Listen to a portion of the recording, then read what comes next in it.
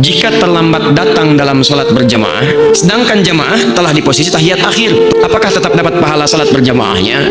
Sholat berjamaah itu sepanjang Anda masuk ke dalam barisan imam sebelum imam salam, maka dihitung berjamaah.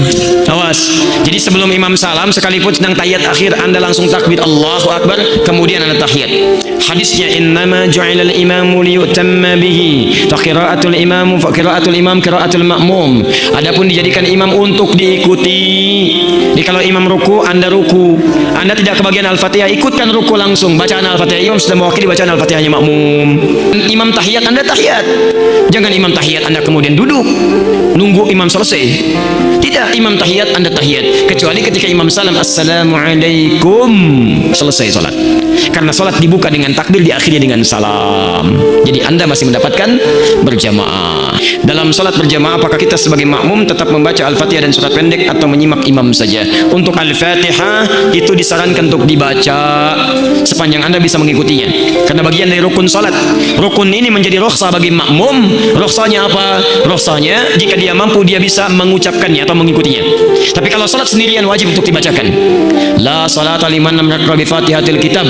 Tidak ada salat bagi orang yang tidak membaca Al-Fatihah. La di sini la-nya dua, la nafi wala naqsi. La yang ujungnya harakatnya fathah maknanya dua, la nafi wala naqsi. Naqsi, nafi artinya menafikan. Bagi salat yang sendirian, maaf, salat sendirian dia tidak membaca Al-Fatihah, maka nafi, salat dinafikan oleh Allah, tidak diterima. Diulang. Tapi kalau salat berjamaah, dia bisa baca Al-Fatihah, tapi dia memilih mengikuti imam saja, menyimak saja, maka naqsi, salatnya kurang sempurna. Maksudnya pahalanya tidak sempurna. Salatnya sah, tapi pahalanya tidak sempurna. Tapi kalau ada misalnya orang salat, imam tidak sanggup diikuti bacaan Al-Fatihahnya. Kenapa? Karena imam sudah ruku. Allahu Akbar, imam ruku, Anda baru takbir. Kalau Anda mendapati imam sudah ruku, maka Anda langsung takbir, langsung ruku. Jadi kalau Anda sudah ikut ruku, Anda sudah dapat 1 rakaat subuh. Begitu ke masjid, imam ruku rakaat pertama, Anda takbir langsung ruku, Allahu Akbar, nggak usah baca Al-Fatihah lagi, karena bacaan Al-Fatihah Anda sudah diwakili oleh imam. Qira'atul imam qira'atul makmum, bacaannya imam dalam keadaan imamnya sudah ruku, Al-Fatihahnya imam mewakili Al-Fatihahnya makmum. Makmum langsung ruku, tidak perlu baca Al-Fatihah lagi. Maka setelah itu kemudian sah dia salatnya, sudah 1 rakaat. Begitu imam salam, dia sudah dapat 2 rakaat. Antum nggak usah naik lagi, jangan terlampau soleh. Oh, antum naik lagi misalnya, nggak usah. Itu sudah dinilai sebagai 2 rakaat. Jelas? Maka tolong bagi imam, mohon izin ya, bagi imam berikan kesempatan makmum baca Al-Fatihah. Anda bisa berikan jeda. Alhamdulillahi Rabbil Alamin, jeda. Alhamdulillah Rabbil Alamin. Ar-Rahmanir Rahim, jeda. Atau jedanya di akhir, ghairil maghdubi alaihim waladdallin,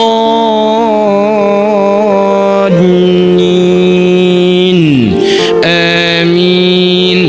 Jeda, minimal jeda untuk 3 ayat sampai Ar-Rahmanir Rahim, itu dipandang sah Al-Fatihahnya. Karena bacaan Quran terpendek suratnya 3 ayat. Inna a'tainakal kautsar fasholli lirabbika wanhar inna syani'aka huwal abtar. Ulama sepakat kalau ada orang baca Quran dengan 3 ayat senilai tadi, atau 1 ayat panjangnya senilai 3 ayat tadi, maka sah bacaan Qurannya. Paham? Adapun bacaan surah itu dianjurkan untuk menyimak, tidak harus diikuti bacaannya. 2 menit lagi. Saya baca yang tidak diketik ya.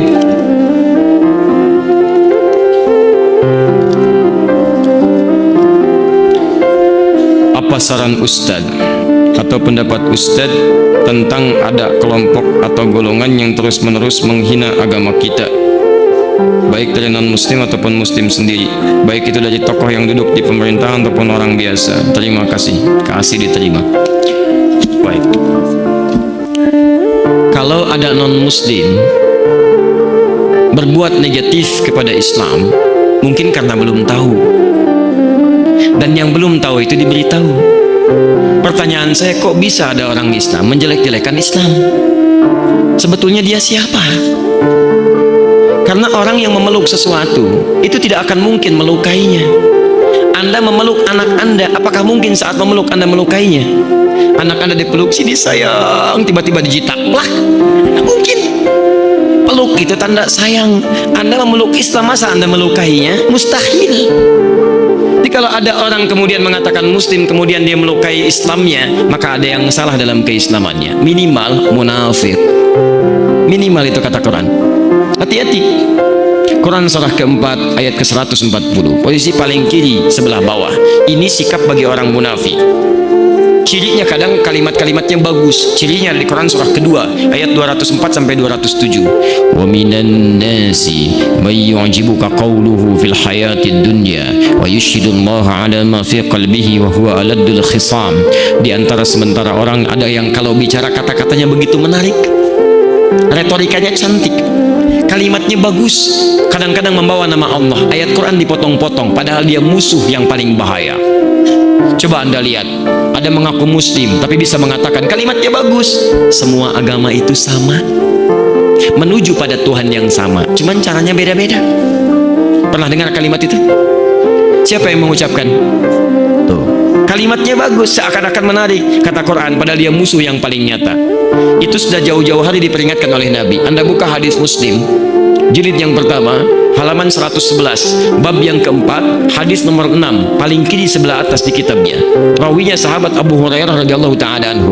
Kata Nabi, sayakunu fi akhir ummati dajjaluna kadzabun. Akan muncul di akhir-akhir umatku nanti para pendusta yang pintar-pintar. Ada dajjal, ada masih ad-dajjal. Kalau dajjal saja bukan makhluknya, tapi mengambil sifatnya. Di antara sifatnya pintar. Dajjal itu Dajjal itu pintar atau bodoh? Pernah lihat? Masya Allah. Dari mana tahu pintar? Bisa menipu orang. Kalau tidak pintar bagaimana bisa menipu? Kalau masih ad-dajjal makhluknya, kalau dajjal saja sifatnya, kata Nabi, akan banyak orang pintar yang menipu. Dan nipunya bukan nipu biasa, bukan bisnis. Kalau bisnis dari jahiliyah sudah banyak. Yang ngurangin timbangan zaman jahiliyah sudah ada. Wailul lil mutaffifin, celaka orang-orang curang, alladzina idza talu hum 'alan nasi yastaufun, yaitu kalau menimbang mereka kurangi. Jadi kalau masalah curang di bisnis zaman jahiliyah sudah ada. Kalau sekarang ada pebisnis curang, dia terlambat. Keduluan oleh orang jahiliyah. Terlambat, telat dia. Sampaikan pada orang curang, antum terlambat, sudah keduluan jahiliyah. Telat lahir dia. Tapi yang ini bukan masalah dunia. Yuhadditsunakum bima lam tasma'uhu wa la yasma'unahu aba'ukum. Dia akan bicara tentang urusan agama Anda yang membuat Anda kaget. Jangankan Anda, orang dulu pun kalau dengar akan ikutan kaget. Saya belum pernah dengar ada orang jahiliyah, sebodoh-bodohnya orang jahiliyah, tidak pernah mengatakan kalimat semua agama sama. Coba lihat, saya tanya sekarang, yang mengatakan semua agama sama itu orang pintar, orang bodoh? S1, S2, S3, S4, kerupuk 2. Pintar. Itu teman-teman sekalian, mohon maaf, itu kata Quran, orang-orang bermasalah. Nah, menyikapi orang seperti ini, dalilnya Quran surah 4 ayat 140. Wa qad nazzala 'alaikum fil kitab, telah tetap ketentuan dalam Al-Quran, an idza sami'tum ayatillahi yukfaru biha. Ini akhir dari jawaban kita.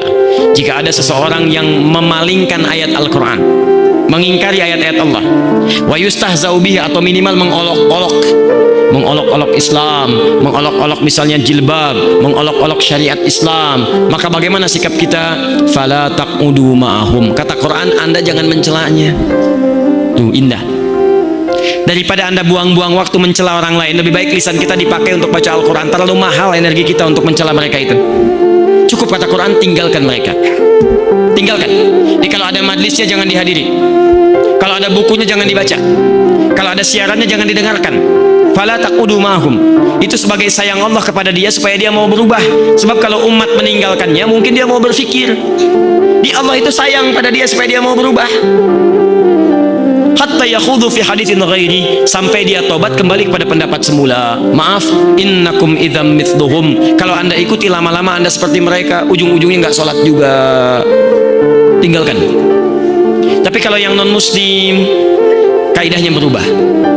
Quran surah ke-16 ayat 125. Ud'u ila sabili rabbika bil hikmah wal mau'izatil hasanah wajadilhum billati hiya ahsan. Kalau ada non muslim mempersoalkan Islam karena mereka belum tahu tentang Islam, maka sampaikan dengan cara yang bijak. Ya, maaf, jangan dicela karena dia belum tahu. Yang belum tahu itu diberitahu, bukan dicela. Tunjukkan kebaikan. Pertama, tunjukkan dengan akhlak dulu. Begitu dicela misalnya, waduh, lewat teroris nih, lewat teroris, masya Allah, besok kirim makanan. Assalamualaikum Assalamualaikum. Wah, awas ada teroris, ada teroris. Begitu datang, ada apa kemari? Kami mau kirim makanan. Kok kirim makanan? Kenapa? Bukan karena saya harus mengirim, tapi Allah perintahkan untuk berbagi. Masya Allah. Besoknya dia lewat, dia mencela, Anda senyum. Sampai hadir dalam benaknya, kok bisa ya? Ada orang yang katanya buruk tapi bersikap baik. Tiba-tiba dia ngajak diskusi Anda. Kenapa orang ini tidak baik? Pak, yang salah bukan Islamnya, yang salah orangnya.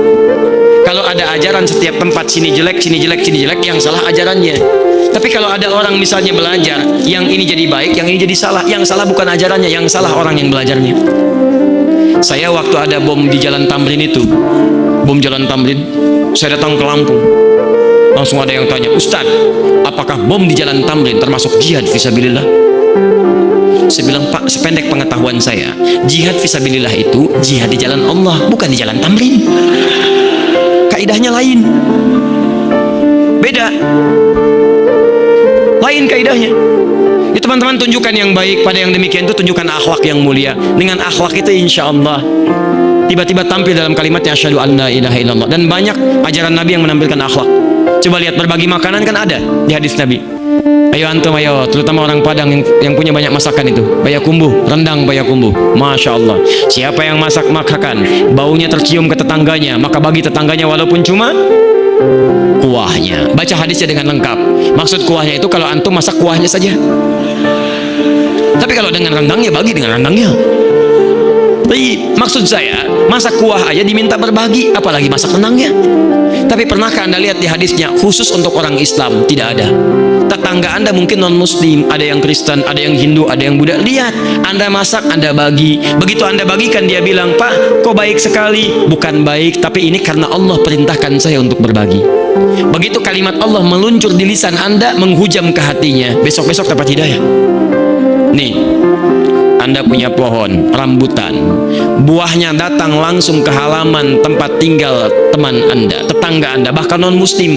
Maka rumus nabinya, sampaikan pada tetangga Anda sebelum dia memintanya. Jangan sampai minta, sampaikan, Pak, kalau rambutan saya nanti berbuah ke halaman Bapak, nggak usah minta izin, ambil saja langsung. Ini aturan dari mana, Pak? Allah dan Rasul mengajarkan saya begitu. Toh ini kan sampai ke tempat Bapak, yang lihat Bapak, masa yang menikmati saya? Silahkan ambil. Ketika kalimat itu meluncur, keindahan akan tiba. Masya Allah. Dia pahami setiap ada buah, setiap ada yang datang ke tempat dia, itu bagian yang bisa dia miliki. Besoknya ayam Anda datang ke tempat dia. Masya Allah. Dia belum tahu kalau hukum ayam beda dengan buah.